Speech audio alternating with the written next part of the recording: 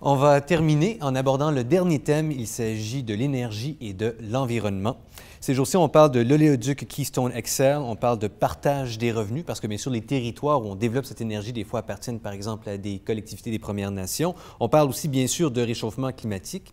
La demande énergétique mondiale est croissante. Le Canada pourrait en profiter, mais, parce qu'il y a un mais, si on veut assurer la croissance économique du Canada, doit-on sacrifier notre environnement? Je vais commencer avec vous, Jean-Luc. Bien, c'est pas nécessaire. Non. Je pense pas, non. Je pense qu'on peut faire du travail pour protéger l'environnement et avoir l'énergie. Et donc, plus précisément, si on arrive à un renversement d'un pipeline, si on le fait comme il faut, là, il ne coulera pas continuellement. Et il y a des gros bénéfices pour l'Est de l'Amérique, parce que l'on ne parle pas juste du Canada, là, on peut s'en servir aussi plus loin, de pouvoir transporter du gaz vers l'Est.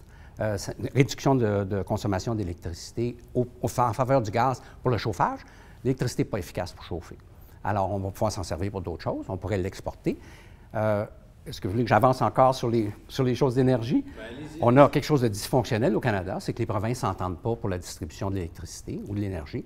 Et ça, le fédéral devrait mettre son pied à terre. Il le fait un peu là, en aidant Terre-Neuve quand le monopole québécois, qui est l'Hydro-Québec, empêchait son voisin de passer sur son terrain.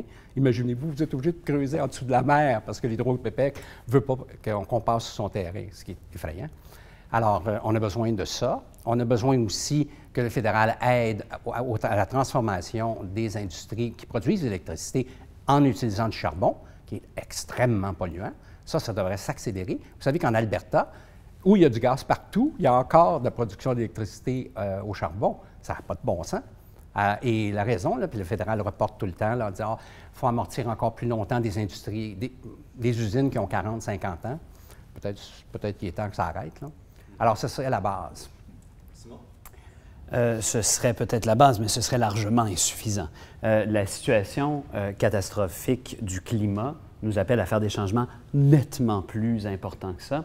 Si on veut que tout le monde qui a aujourd'hui 12, 13, 14, 15 ans ait un endroit où vivre, si on veut même qu'il y en ait une économie dans 15, 20, 30, 40, 50 ans, eh bien, il faut maintenant empêcher que le réchauffement climatique dépasse 2 degrés Celsius. Et pour ça, le Canada dépasse très, très largement le budget carbone, si je peux dire ça, qui lui serait attribué, c'est-à-dire le nombre de gaz carbonique qu'il peut émettre dans l'effet de serre, dans l'atmosphère, ce qui augmente l'effet de serre, ce qui a pour effet de réchauffer la planète.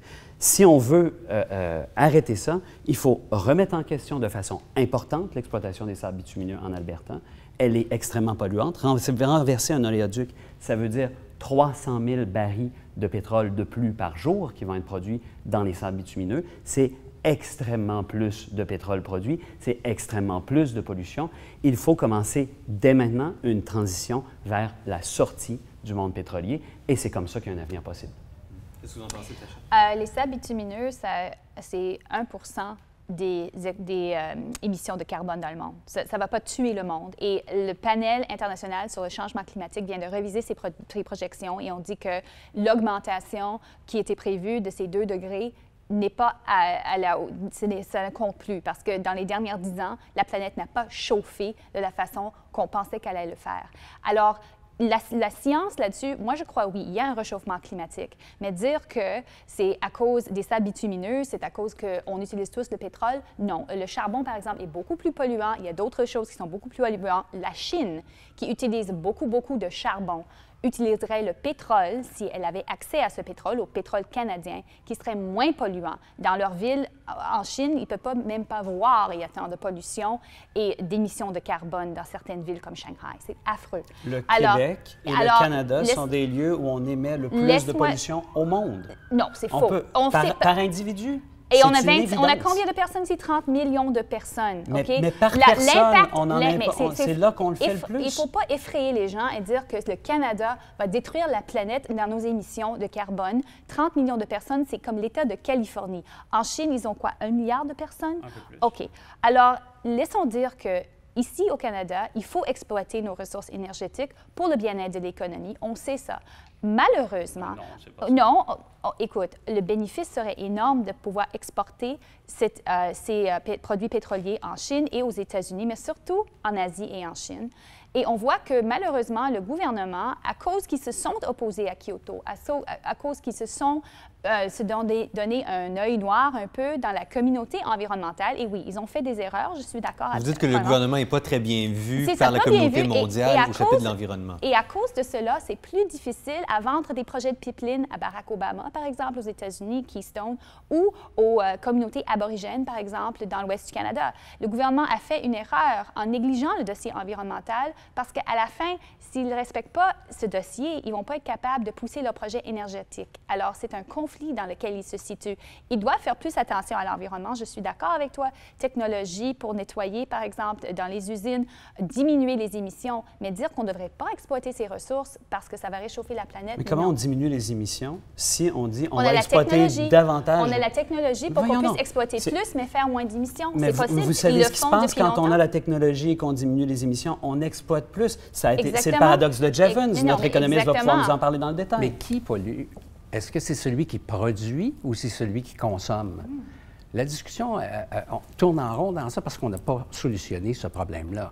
Le pollueur, au Québec, on dit, bon, on ne pollue pas, nous autres, c'est l'Alberta qui pollue. Mais qui reçoit le pétrole? Et s'il n'y a pas de pipeline, là, les Québécois vont continuer à avoir encore les mêmes automobiles, les produire et l'importer d'ailleurs. Alors, il faut que ça commence par le consommateur. Alors, la première chose que le fédéral devrait faire, c'est de se lever en chambre et de dire, je garantis maintenant aux Canadiens que le prix du pétrole ne baissera jamais.